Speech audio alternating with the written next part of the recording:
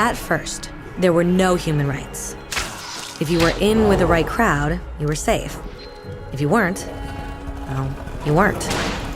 But then a guy named Cyrus the Great decided to change all that. After conquering Babylon, he did something completely revolutionary. He announced that all slaves were free to go. He also said people had the freedom to choose their religion, no matter what crowd they were a part of. They documented his words on a clay tablet known as the Cyrus Cylinder.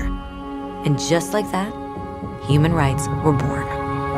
The idea spread quickly to Greece, to India, and eventually to Rome. They noticed that people naturally followed certain laws, even if they weren't told to. They called this natural law, but it kept getting trampled on by those in power. Not until 1,000 years later in England did they finally get a king to agree that no one can overrule the rights of the people, not even a king. People's rights were finally recognized, and they were now safe from those in power. Kind of. It still took a bunch of British rebels declaring their independence before the king got the point that all men are created equal. Which isn't to say he liked the idea, but he couldn't stop them, and America was born. The French immediately followed with their own revolution for their own rights. Their list was even longer, and they insisted that these rights weren't just made up. They were natural.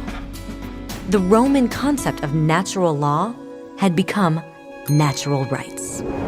Unfortunately, not everyone was so thrilled. In France, a general named Napoleon decided to overthrow the new French democracy and crown himself emperor of the world. He almost succeeded. But the countries of Europe joined forces and defeated him. Human rights was again a hot topic. They drew up international agreements, broadly granting many rights across Europe.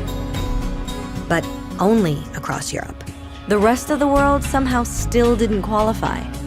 Instead, they got invaded, conquered, and consumed by Europe's massive empires.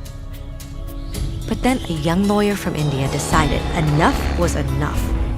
His name was Mahatma Gandhi, and in the face of violence, he insisted that all people of Earth had rights, not just in Europe. Eventually, even Europeans started to agree. But it wasn't going to be that easy. 2 world wars erupted. Hitler exterminated half the Jewish population of Earth in horrifying Nazi death camps. And all told, 90 million people died. Never had human rights been so terrifyingly close to extinction. And never had the world been more desperate for change. So the countries of Earth banded together and formed the United Nations. Their basic purpose was to reaffirm faith in fundamental human rights, in the dignity and worth of the human person. But what were human rights? Were they the proclamations of Cyrus? The natural laws of Rome, the declarations of France? Everyone seemed to have a slightly different idea of what human rights should be.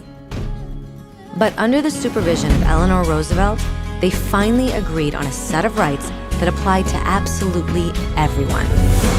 The Universal Declaration of Human Rights.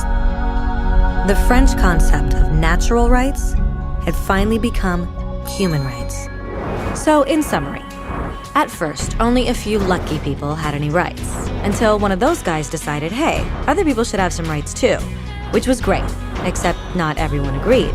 And it only took a few thousand years of fighting and declarations and more fighting until everyone finally agreed that human rights should apply to everyone. And they all lived happily ever after. Except for one...